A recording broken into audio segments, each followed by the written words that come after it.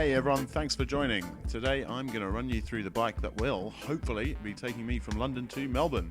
It's the VSF Fahrradmanufaktur TX400.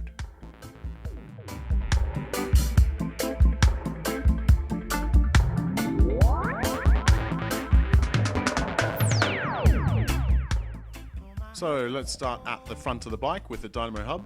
It's going to be powering both the front and rear B&M lights, as well as the USB output that's located on the top cap, which I'll show you in a moment.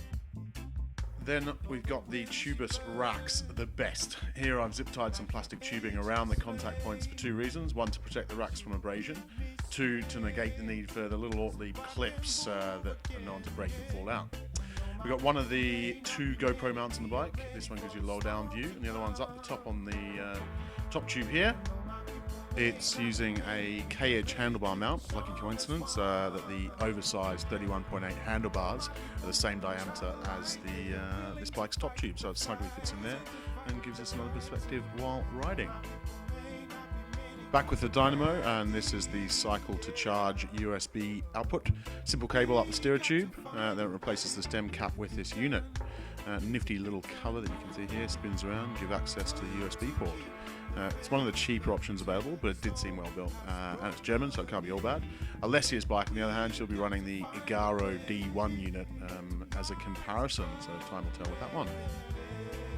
And here we are in the cockpit, starting with a very lightweight small mirror by Zefal.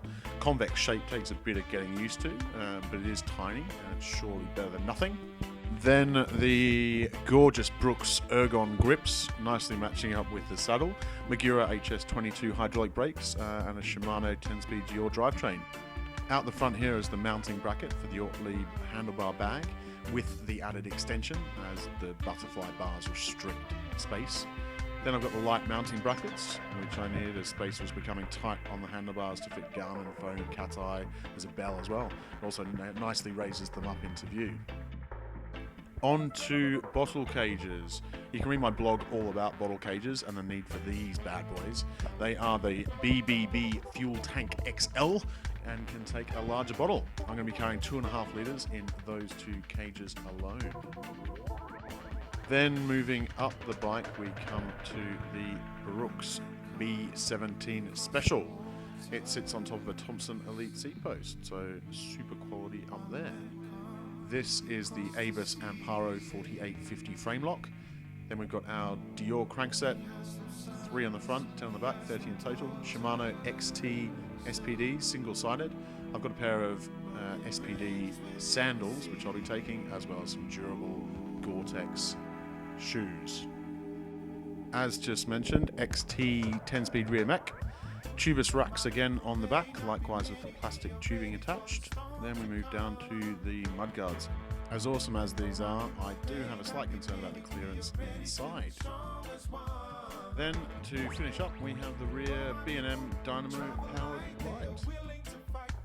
And there we are. I hope you've enjoyed this little tour of my TX400. Hopefully it's given you some advice, or at least some inspiration. If you want to find any of the parts mentioned, there are links in the description below. Thanks again for watching. Don't forget to follow us on Instagram at rolling.east. Take care. Until the storm